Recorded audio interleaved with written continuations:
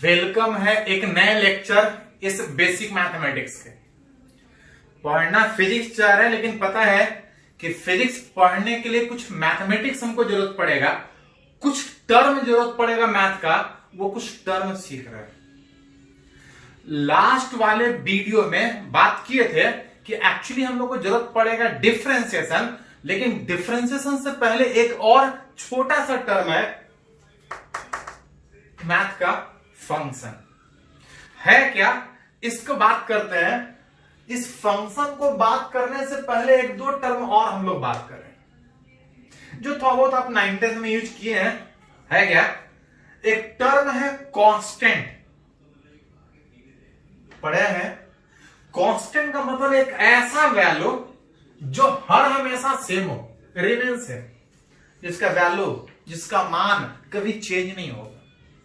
जैसे अगर कहीं 4 लिखा है तो कहीं बात कीजिएगा तो 4 ही रहेगा, वो कभी चेंज नहीं करेगा।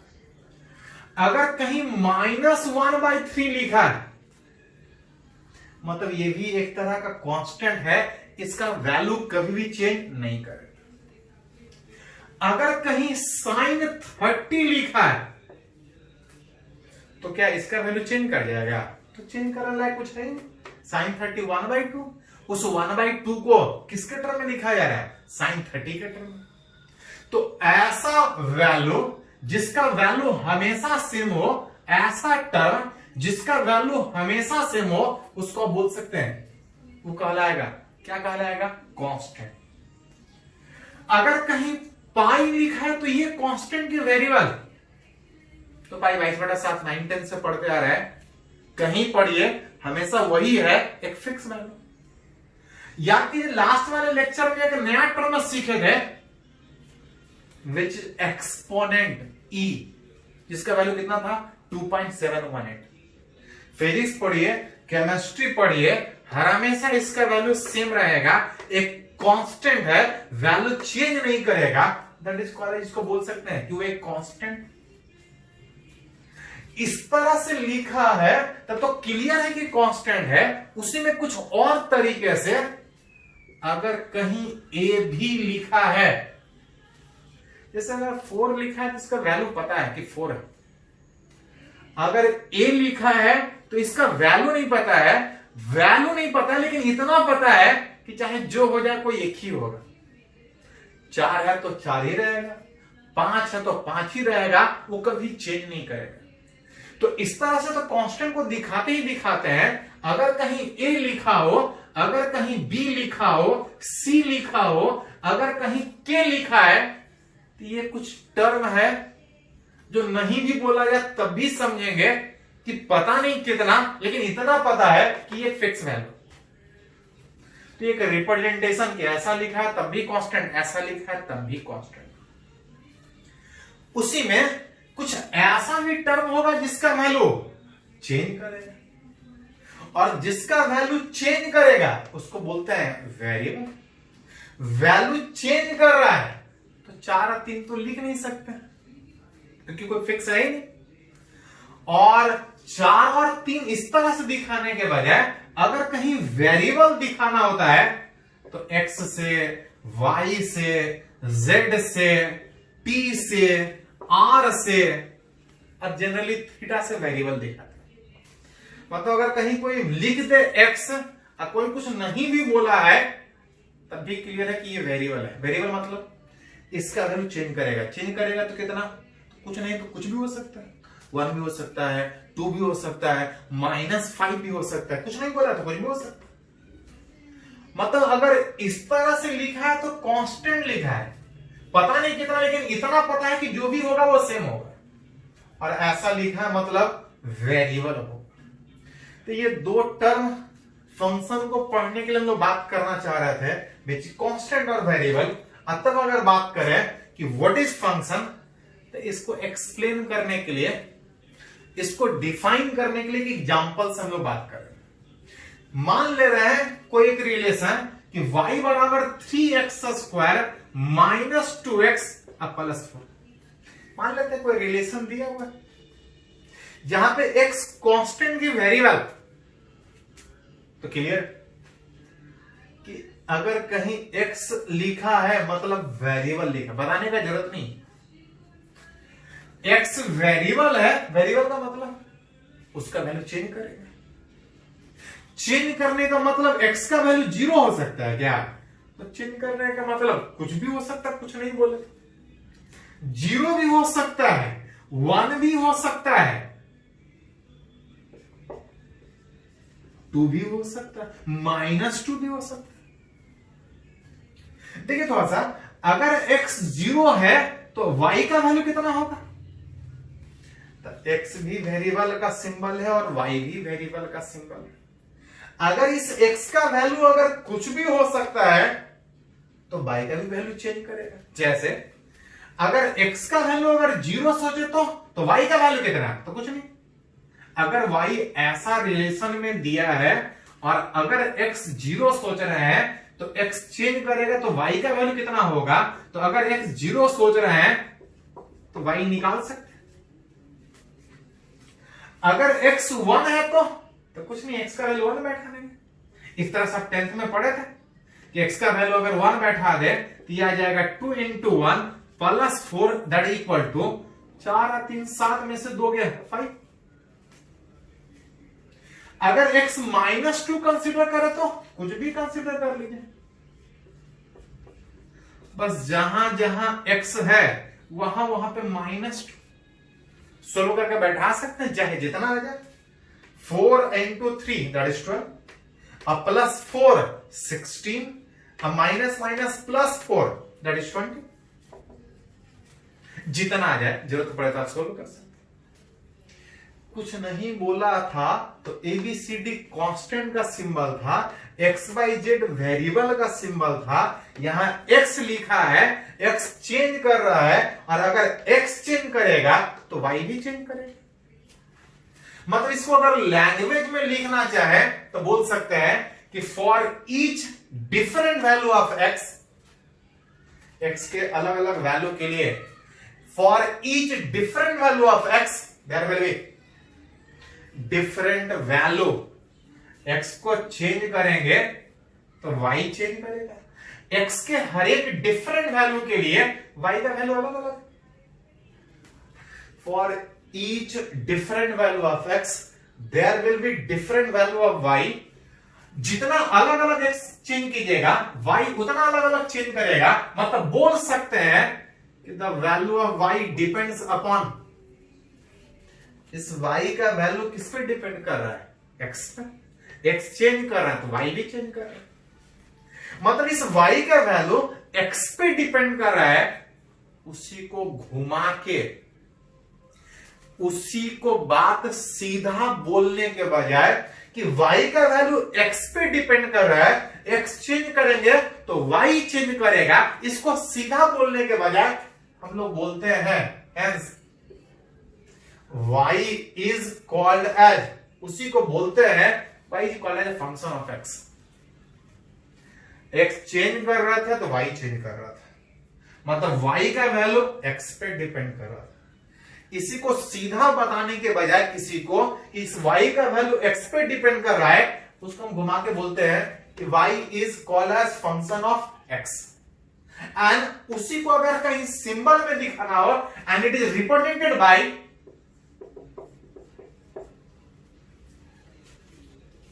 उसको अगर सिंबल में दिखाना हो तो ऐसा दिखाते हैं, पढ़ते हैं y is a function। Function मतलब डिपेंड करना। इस y का वैल्यू x पे डिपेंड कर रहा है, मतलब बोलेंगे y is a function of x, y का वैल्यू x पे डिपेंड करेगा। कौन सा इक्वेशन से? तो 3x² - 2x² प्लस इस रिलेशन से x चेंज करेंगे तो y चेंज करेगा। y इज अ फंक्शन, किसका फंक्शन? x का फंक्शन। x का फंक्शन है, ये पावर के टर्म में है। अलजेब्रा में इस तरह से मैथ में हम लोग को पढ़ना है, अलजेब्रा में पढ़ना है तो इसको कभी कभी ऐसा भी बोलते हैं कि ये एक तरह का अलजेब्राइक फंक्शन। y एक फंक्शन है, किसका फंक्शन है? x का फंक्शन। x का फंक्शन मतलब y का वैल्यू किस पे डिपेंड कर रहा है? x पे डिपेंड कर रहा है। हाँ, ये अलजेब्रा के एक्सप्रेशन के जैसा है। तो वो 9th में भी अलजेब्रा पढ़े थे, 11th 12th में भी अलजेब्रा पढ़ना है। इस तरह से पावर के टर्म में लिखा है, अलजेब्रा के टर्म में लिखा है, इसलिए इस फंक्शन को आप बोल सकते हैं एक और तरीके से कि एक तरह का अलजेब्रा का फंक्शन है, अलजेब्राइक फंक्शन है। यही अगर साइन कॉस के टर्म में होता तो उसको ट्रिग्नोमेट्री का फंक्शन बोलता है। अगर लॉग के टर्म में होता तो उसी को लॉगरिथमिक टर्म में बोलते, लॉगरिथमिक फंक्शन। सबका बात करेंगे एक करके कुछ एग्जांपल के थ्रू। पहले इसको थोड़ा सा नोट कीजिए, इसको नोट कीजिए पहले।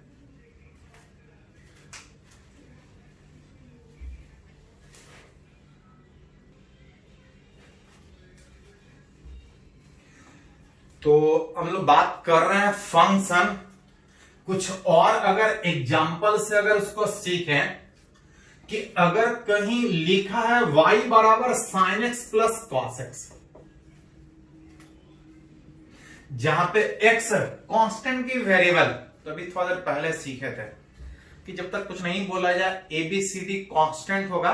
हाँ, 2 4 लिखा है तो कांस्टेंट ही है। अगर ABCD लिखा है तो कांस्टेंट है। अगर XYZ अगर लिखा है तो वेरिएबल, मतलब बोल सकते हैं कि x वेरिएबल है। वेरिएबल का मतलब x का वैल्यू चेंज करेगा, x का वैल्यू कुछ भी डाल सकते हैं। एट x इक्वल टू 0 बैठा सकते हैं क्या? कुछ भी बैठा सकते हैं। फॉर x इक्वल टू 0 के बजाय for x equal to 30 degree बैठा सकते हैं।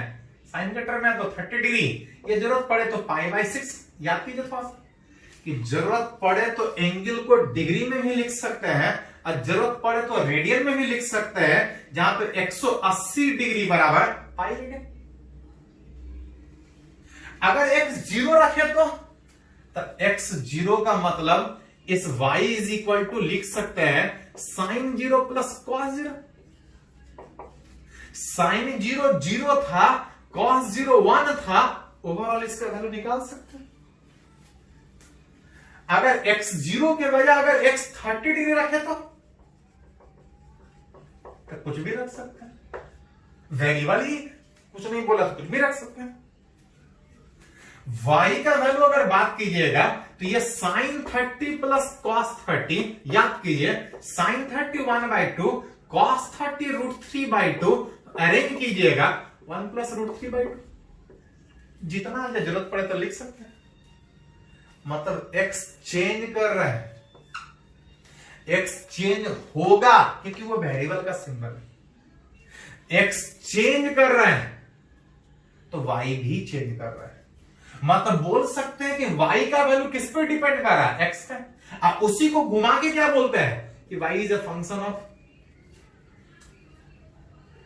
हाँ, ये ट्रिग्नोमेट्री के टर्म में है तो इसको जरूरत पड़े तो बोल सकते हैं कि एक तरह का कैसा फंक्शन है, एक तरह का ट्रिग्नोमेट्रिकल फंक्शन। अगर यही expression y is equal to 5 log अगर t के टर्म में रहे तो कुछ नहीं, यहां पे t वेरिएबल होगा जब तक नहीं कुछ बोला जाए। x y z t सब वेरिएबल। t चेंज करेंगे तो y चेंज करेगा। मतलब y इज अ फंक्शन, किसका फंक्शन? जिस पे डिपेंड करे। किस पे डिपेंड कर रहा है? लॉग पे नहीं, t पे। लॉग एक कैलकुलेशन था। हाँ, लॉग पे डिपेंड करने के कारण इस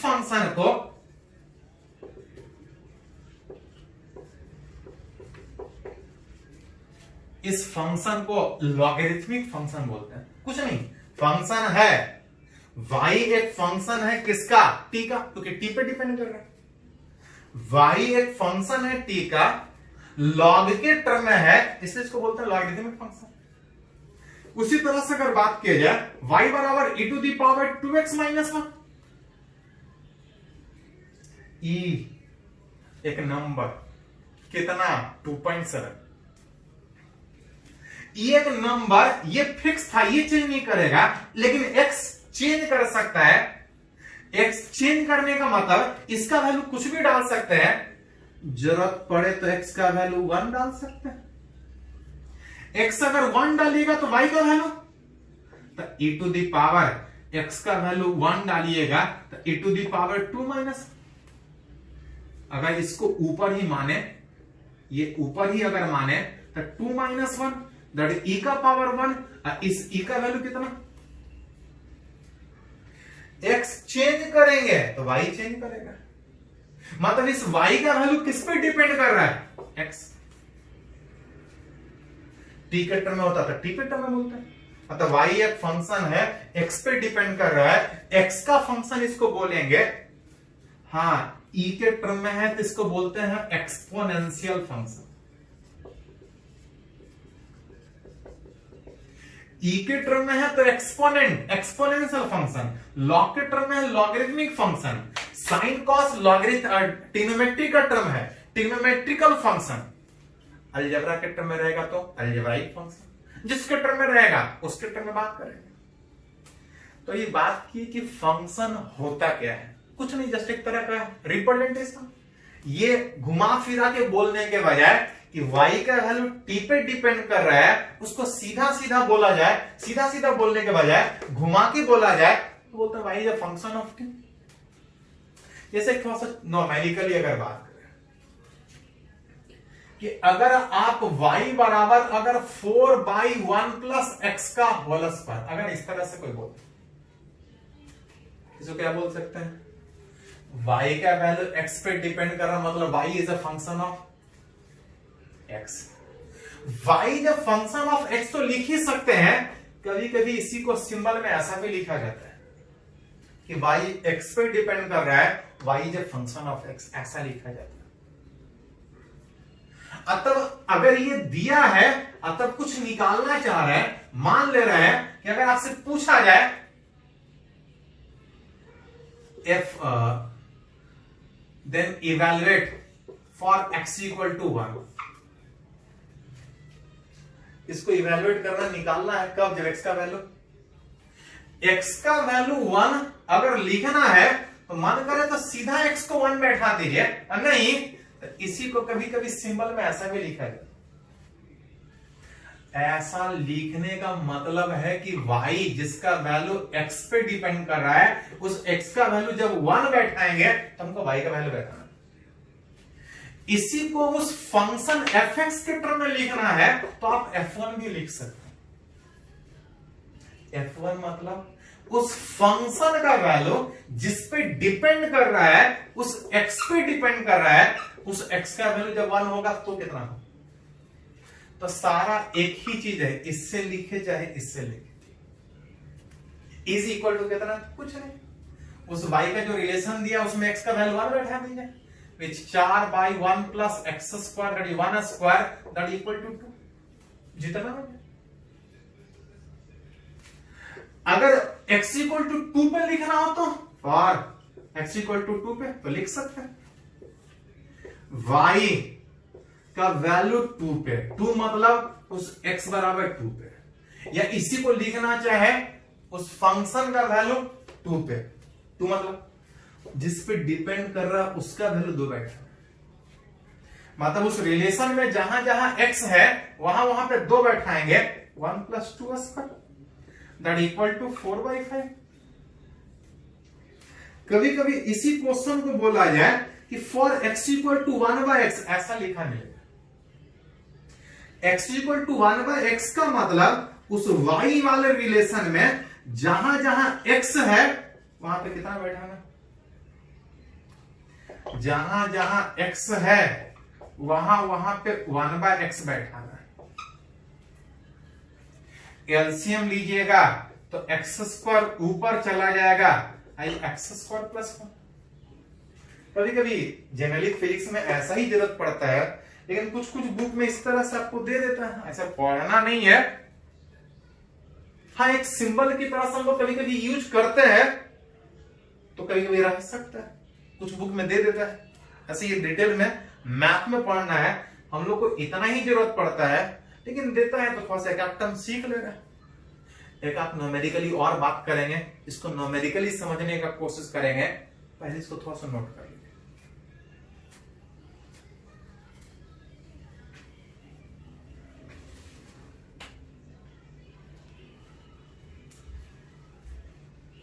तो हम लोग सीख रहे हैं फंक्शन। फंक्शन का मतलब था कि किसी का वैल्यू किसी पे डिपेंड करना। कुछ और एग्जाम्पल से उसको सीखने का कोशिश करते हैं। जैसे यहां पे एक एग्जाम्पल दिया है कि अगर y बराबर sine square T plus cos T, जिसमें यहां पे वेरिएबल कौन सा है, तो t वेरिएबल, जब तक नहीं कुछ बोला जाए x y z t r theta, ये सब वेरिएबल। यहां पे t वेरिएबल है, t चेंज करेगा तो y चेंज करेगा, मतलब इसको लिखना चाहे तो y is a function of t लिख सकते हैं। इसी को कभी कभी देखिएगा बुक में y सीधा लिखने के बजाय y इंटू टी के फॉर्म में लिखा रहेगा, लेकिन उसको टी मत पढ़िएगा, इंटू टी मत पढ़िएगा। y t के टर्म में होने के कारण, t के ऊपर डिपेंड करने के कारण आप बोल सकते हैं कि y is a function of t। उसी को शॉर्ट फॉर्म में ऐसा लिखा जाता है, y is a function of t। जैसे कि एग्जांपल फिजिक्स में अगर बात करें, फिजिक्स में इस तरह से यूज होगा, बोल रहा है किसी पार्टिकल का वेलोसिटी कि कितने स्पीड से, कितने वेलोसिटी से वो आगे बढ़ रहा है, ट्रेन पर मूव कर रहा है, धीरे धीरे चल रहा है कि स्पीड से चल रहा है, कितने स्पीड से चल रहा है। Velocity of a moving particle varies with time. किसी पार्टिकल का स्पीड, किसी बाइक का स्पीड, किसी पार्टिकल का स्पीड अलग अलग समय पर इस रिलेशन से चेंज कर रहा है, v समय के हिसाब से चेंज कर रहा है, इस हिसाब से चेंज कर रहा है। उसी को यहां पर बगल में लिखा है वेलोसिटी इंटू टी, नहीं ये मत गलती कीजिएगा, velocity is a function of T, मतलब वेलोसिटी किस पे डिपेंड कर रहा है, टाइम पे डिपेंड कर रहा है। तो इसको भी बात करेंगे, पहले इसी पे बात करते हैं। बोल रहा है y is a function of t, y का वैल्यू t पे डिपेंड कर रहा है। आप चाहे तो ऐसा भी लिख सकते हैं, आप चाहे तो ऐसा भी लिख सकते हैं। हाँ, कौन सा इक्वेशन, तो इस तरह से।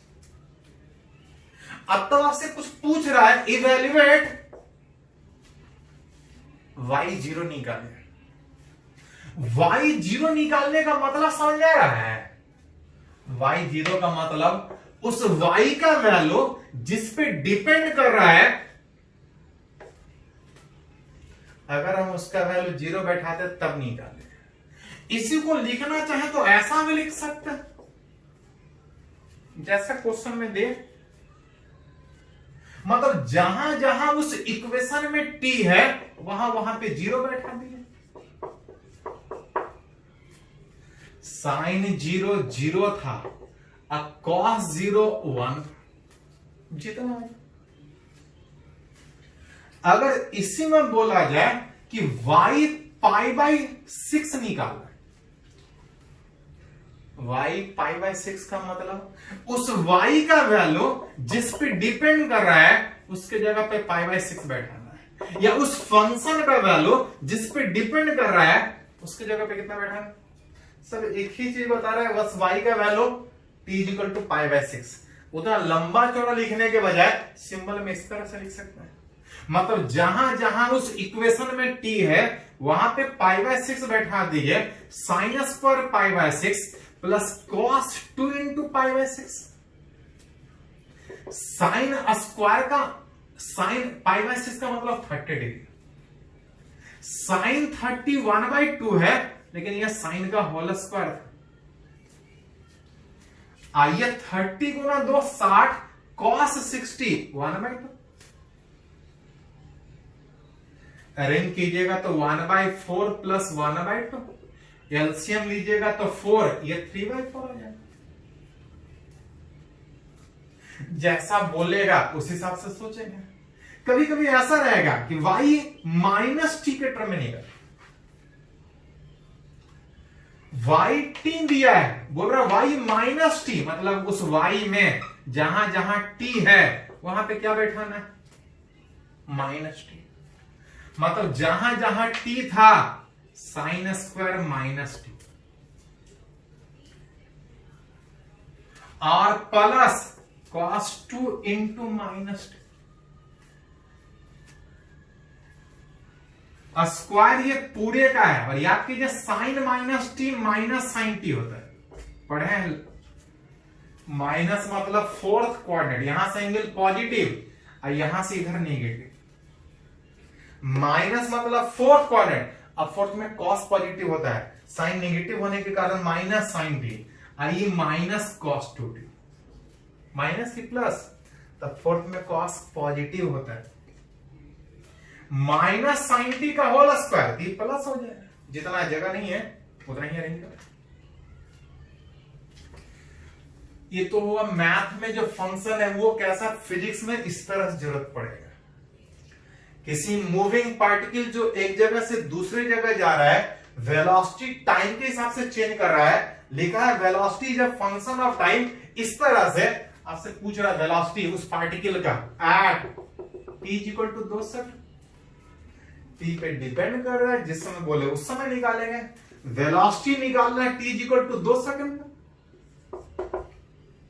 मतलब कुछ नहीं, जहां जहां उस इक्वेशन में t है वहां पे 2, that is 3 into 2 square plus 2 into 2 that equal to 12 plus 4 that is 16 metre per second. अगर यही बोले कि at t is equal to अगर 4 सेकंड निकालो कोई दिक्कत नहीं, जिसमें बोलेगा खाली उस का वैल्यू बैठा देंगे, 3 into 4 स्क्वायर प्लस 2 into 4, 16 ते 48 प्लस 8। तो जैसा क्वेश्चन रहे उस हिसाब से अरेंज इसको कर सकते हैं। इसको पहले नोट कीजिए।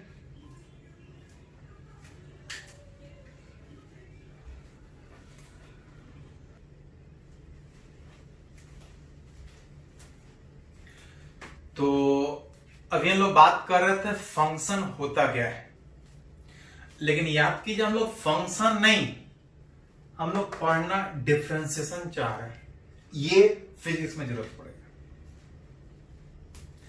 है क्या डिफरेंशिएशन, बात करेंगे उससे पहले एक दो को छोटा सा टर्म है। पहला टर्म है डिफरेंस, ये तो समझ में आता होगा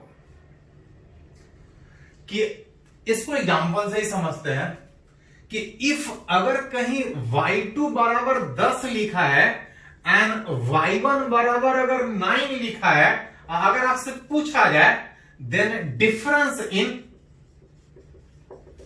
वैल्यू ऑफ y, इस y के वैल्यू में अंतर कितना है, दोनों के बीच अगर डिफरेंस निकाला जाए y2 minus y1 that is 10 minus 9 is equal to कितना 1।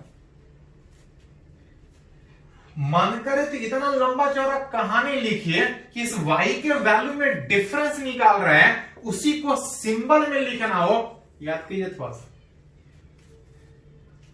कि अगर कहीं डिफरेंस दिखना हो दिखाना हो तो उसको हम लोग सिंबल में किससे लिखते हैं, डेल्टा से। इस सिंबल को बोलते हैं डेल्टा। अगर उस y के वैल्यू का अंतर दिखाना हो, डिफरेंस दिखाना हो, तो मन करे तो पूरा लिखो difference in value of y, और नहीं तो इतना काफी है लिखना। उस y के वैल्यू में जो अंतर है, जो डिफरेंस है वो 1 है, इतना लंबा चौड़ा लिखने के बजाय इतना काफी है। मतलब अगर कहीं डिफरेंस दो के वैल्यू का अंतर दिखाना हो, उसको सिंबल में डेल्टा से दिखाते हैं, delta y difference in value of y। उसी में टर्म है कि अगर दोनों के बीच अगर डिफरेंस बहुत कम है, इन्फिनिटी मतलब बहुत ज्यादा, इन्फिनाइटली स्मॉल, दोनों के बीच का डिफरेंस बहुत ज्यादा के बजाय इन्फिनाइटली स्मॉल, अगर बहुत ही कम अंतर है तो उस डिफरेंस को डेल्टा से लिखने के बजाय सिंपली खाली डी से लिखते हैं।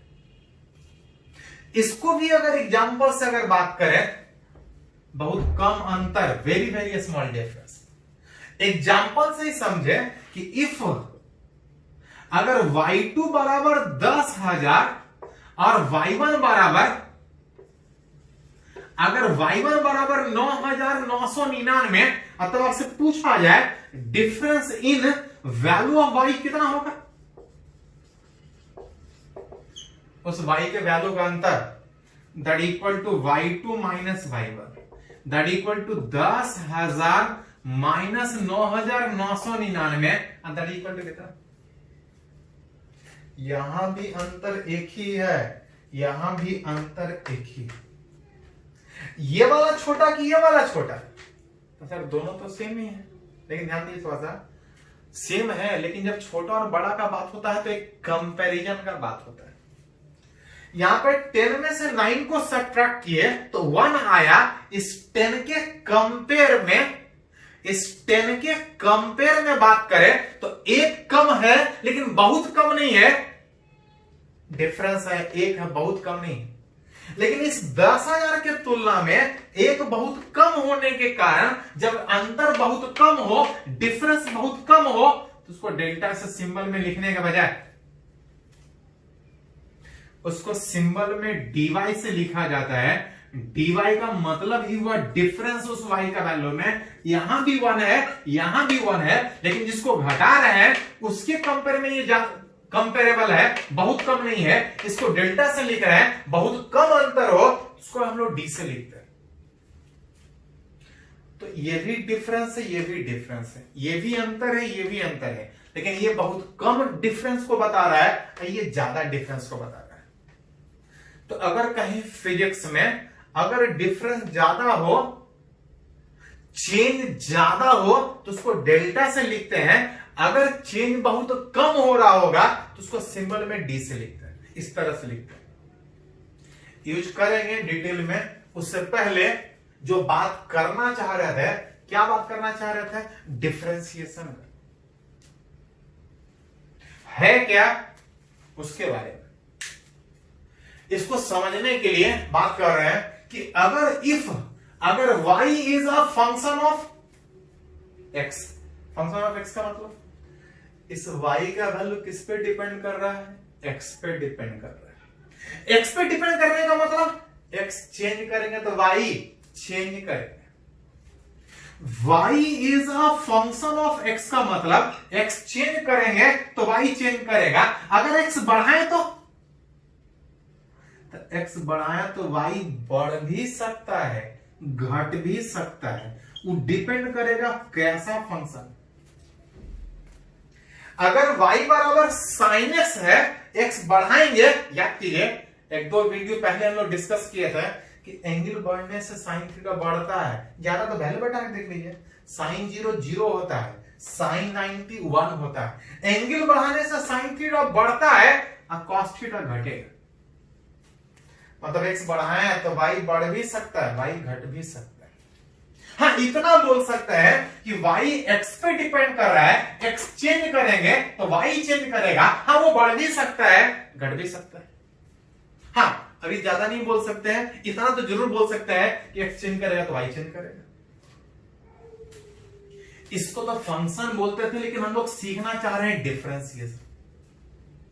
तो सबसे पहले डिफरेंशिएशन का रिप्रेजेंटेशन कि अगर y x पे डिपेंड कर रहा है, अगर कहीं डिफरेंशिएशन दिखाना है, लिखना है डिफरेंशिएशन, y का डिफरेंशिएशन विद रेस्पेक्ट टू अगर x दिखाना है तो सिंबल में ऐसा दिखाता है, dy बाई dx। ये एक सिंबल हुआ, किसका सिंबल? डिफरेंशिएशन जो हम पढ़ना चाह रहे हैं। ये फिजिक्स के हर चैप्टर में जरूरत पड़ेगा। सिंबल डिफरेंशिएशन का dy बाई dx पढ़ते हैं, डिफरेंशिएशन y का विथ रेस्पेक्ट टू x, ये तो पढ़ते हैं। है क्या, बता क्या रहा है? इसको तो बोलते हैं डिफरेंशिएशन है। पढ़ते हैं डिफरेंशिएशन y का with respect to x, differentiation y का विथ रेस्पेक्ट टू x। ये एक सिंबल है, बताता क्या है? अच्छा, dx समझ में आता है तो एक सिंबल सीखे थे dy और डेल्टा y, दोनों अलग अलग चीज था। ये भी था डिफरेंस, ये भी था डिफरेंस। ये ज्यादा डिफरेंस था, ये बहुत कम डिफरेंस था।